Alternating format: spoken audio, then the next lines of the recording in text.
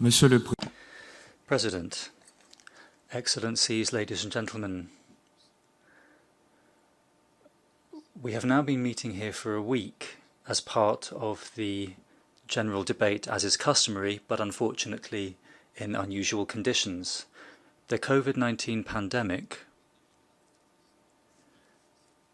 far from bringing us apart, despite the social distancing that we have to engage with, brings us back together around the subject of multilateralism.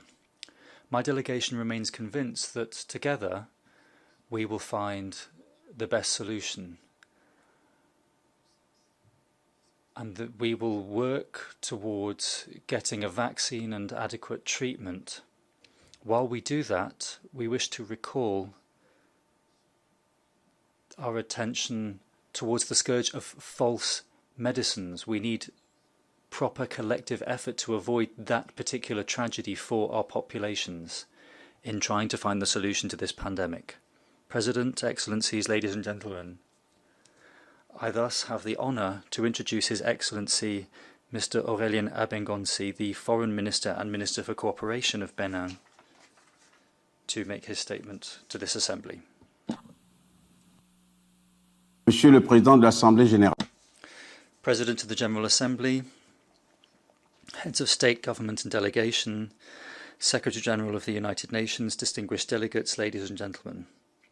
His Excellence Mr. Patrice Talon, the President of Benin, Head of State and Head of Government, asked me to deliver this statement on his behalf.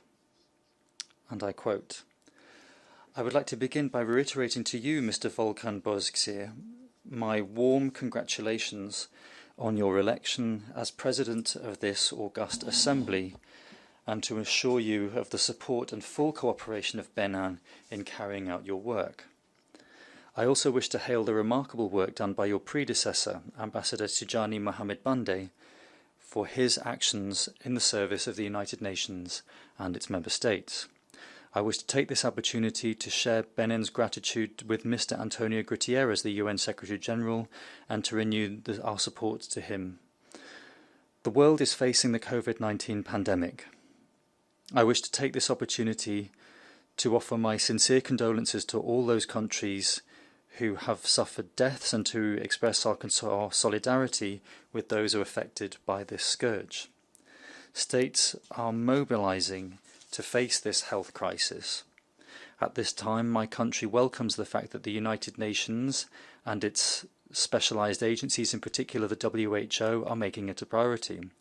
Benin greatly esteems the theme of this current session, which is entitled "The Future We Want, the UN We Need," reaffirming our commitment to multilateralism, confronting COVID-19 through effective multilateral action. This subject puts us before our responsibilities and commits us to renewing our faith in multilateralism and the ideals of the UN Charter. It reminds us of the urgent need for collective action to find solutions over the long term to the challenges we face, the most pressing of which is, as you know, COVID-19. Benin is continuing its efforts with the commitment of all of the people and the support of the international community in facing this pandemic and its consequences, and above all, to ensure the recovery of our economy, which, as is the case with many countries, has been very severely affected. In this framework, my government has, among other things, set up a vast programme to the value of 200 billion CFA francs to support both formal and informal enterprises, as well as smaller businesses and vulnerable people. I wish to thank the United Nations and its member states, as well as all international organisations, for the help they have provided to developing countries in general, and Benin in particular, in planning and putting in place strategies to respond to the pandemic. Thanks to our joint efforts, the train of contamination has been limited in my country, meaning that Benin has been able to keep its rates of contamination and its death rates low. The COVID-19 pandemic is indeed one of the most serious crises to public health in modern history. This threat should not, however, lead us to lose sight of the fight against HIV/AIDS and other illnesses that threaten our communities. Combating this scourge requires management of all of the difficulties we see in the modern world, but also a coordinated international response and reinforced cooperation at global level. This is why Benin, through my person, reiterates its attachment to the promotion and strengthening of multilateralism as the only framework for states to work together to resolve their modern problems of all kinds, and where the fight against poverty is a priority. Ladies and gentlemen, in September 2016, during the general debate of the 71st session of the UN General Assembly, I stressed that mass poverty constitutes a major threat to humanity, and that we have to set up proactive collective action to eradicate it. 4 years later, this appeal remains timely. I here reiterate the need for an urgent global programme to eradicate this form of poverty through collective and proactive action. It is multilateralism that has allowed the United Nations to give the world the Paris Climate Agreement, and it should be the tool that also allows us to achieve this other objective. In this regard, I hail the courageous reforms undertaken by the Secretary-General to reposition the United Nations system on development. Benin, my country, supported Resolution 72/279, which aims to strengthen the institutional development architecture of the United Nations to make it more effective. Benin also supports unequivocally the intergovernmental negotiations on Security Council reform.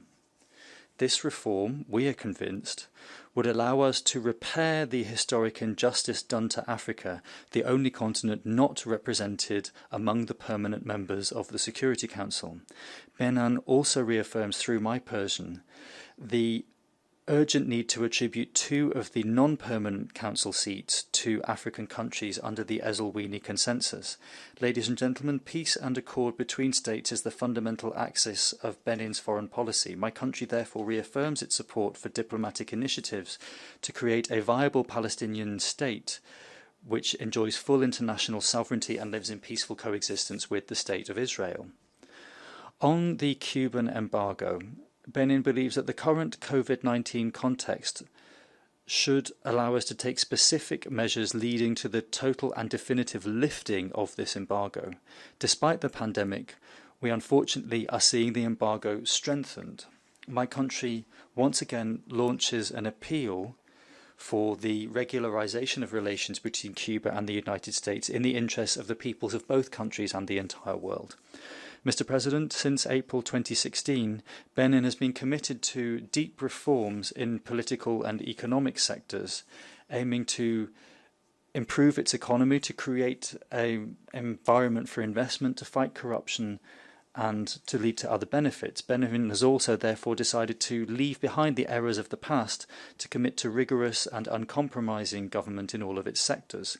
My government is methodically working to employ major reforms through its action programs whose objectives are aligned with the SDGs. The results have been achieved and been hailed both at national and international level. These have convinced the people of the country that with some seriousness and rigour it is possible for our country to leave the past behind and find the path towards development and prosperity. My government will continue its path, which will lead inexorably to the radical transformation of the lives of the towns and cities of Benin, as well as the countryside, access to drinking water for all of the people, and electricity, which until 2016 was considered a luxury and a privilege. The programme of actions of my government also provides a priority in terms of preserving the environment and energy transition. Actions stipulated in our framework chime with the objectives and priorities in the Paris Agreement on climate change.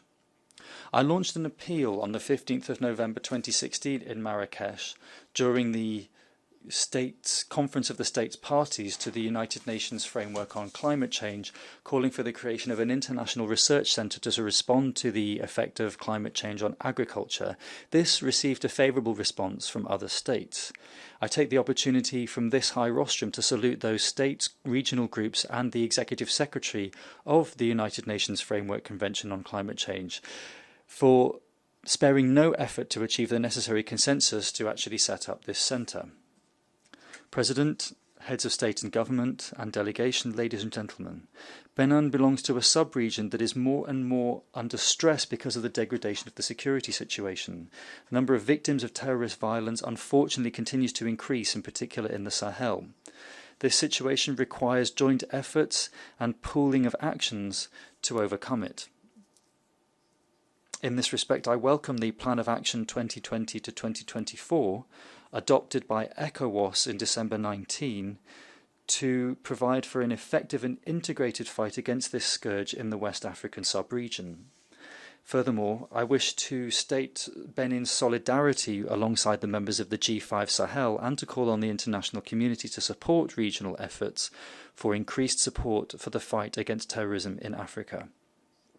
Together, we will surely be able to stabilise the different regions of Africa and to create conditions for their development and the flourishing of their respective populations. I thank you for your kind attention.